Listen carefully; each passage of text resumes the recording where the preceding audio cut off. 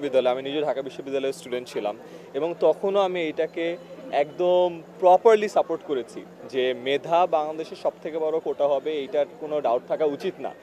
আসসালামু আলাইকুম বন্ধুগণ, আজ তোমার নতুন একটা নিউজ হাজির হয়েছি। সে নিউজটি হচ্ছে কোটা সংস্করণ আন্দোলন। সে আন্দোলনটা নিয়ে কিন্তু অনেকেই অনেক ধরনের মন্তব্য করেছে, অনেকেই মুখ খুলেছে। এবার কি করছে, আইমান সাথে তিনি কিছু কথা বলেছেন এই বিষয়টি নিয়ে। বন্ধুরা, আমরা সেই ভিডিওটা দেখে আসবে আইমান সাথে কি চায়, তিনি কি এই আন্দোলনের পক্ষে না বিপক্ষে। তো বন্ধুগণ, আমরা সেই ভিডিও ফুটেজটাকে দেখে আসি।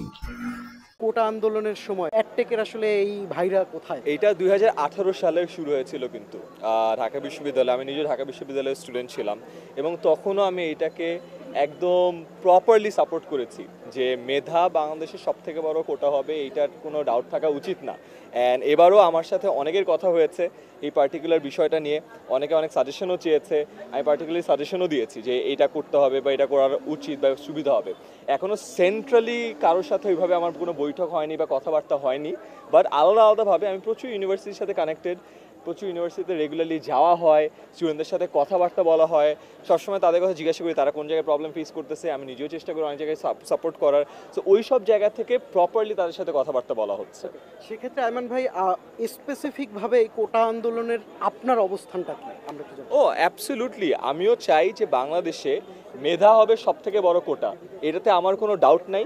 2018 সালের আমার অনেকগুলো পোস্ট এখন আবার ভাইরাল হচ্ছে, যেখানে আমি সব কোটা আন্দোলনকে যে পক্ষে কথা বলেছি এবং কোটার যে এটার রিফর্মেশন দরকার, সংস্কার করা দরকার, এইটা যে খুবই প্রয়োজনীয়। আর এই 2024 সালে এসে এটার প্রয়োজনীয়তা আরও বাড়ছে। 18তে যতটুকু ছিল আমার কাছে মনে হয় 24 এসে আরও বাড়ছে। সো এই জায়গাটাতে আমি অ্যাবসলিউটলি তাদের পক্ষে আছি।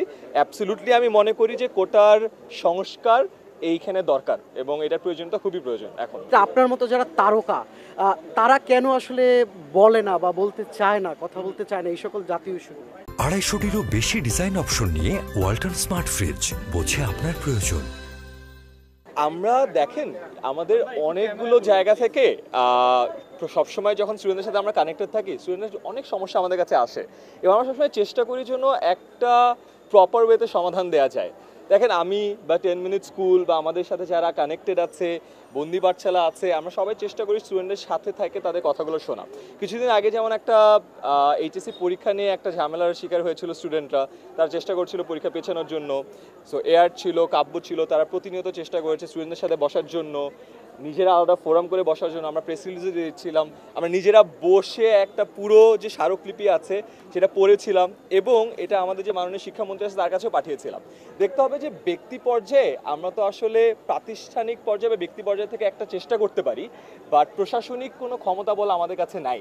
তো আমরা চেষ্টা করি গুছিয়ে যদি একটা জিনিস সরকারের কাছে, যারা কিনা এই ব্যাপারটা নিয়ে অ্যাকচুয়ালি পদক্ষেপ গ্রহণ করতে পারবে, তাদের কাছে নিয়ে যাওয়া যায়, তাহলে তারা এখানে একটা সুরাহা করতে পারবে এবং সেই চেষ্টা আমাদের সবসময় ছিল এবং এইচএসসির ক্ষেত্রে আমরা সেই কাজটা করেছি। এখনই আমরা অনেকের কাছে কথা বলছি, আমি রেগুলারলি আপডেট নিই যে কী হচ্ছে, কী করা যায়, কী সাপোর্ট দেওয়া যায়। দেখেন, আমাদের সোশ্যাল মিডিয়াতে যারা আছি তাদের এগেনস্টে একটা কমপ্লেন থাকে, যারা খালি কথা বলে, একটা ভিডিওতে এসে কথা বলে, এই কমপ্লেনটা আমার নামেও আছে।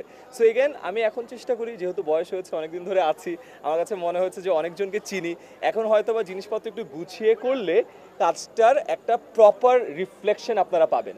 অ্যান্ড গুছিয়ে যখন একটা কাজ করেন, ব্যাকএন্ডের কাজ কিন্তু দেখা যায় না। আমি কতজনের সাথে কথা বলছি, কয়টা সার্ভে করছি, তাদের স্মারকলিপি নিয়ে কী কথাবার্তা বলছি, ইন্টারনালি কোন মহলের সাথে কথা বলছি, কোনো দেখা যায় না।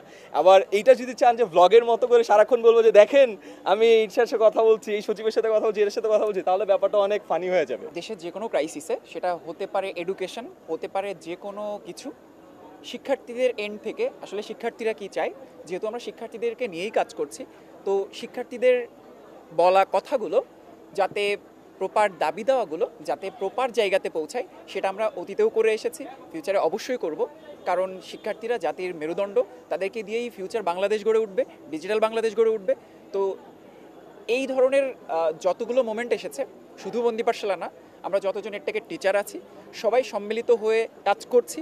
অতীতে বেশ কয়েকটা কাজ একসাথে করেছি এবং সামনের দিনগুলোতে ডেফিনেটলি একসাথে কাজ করব।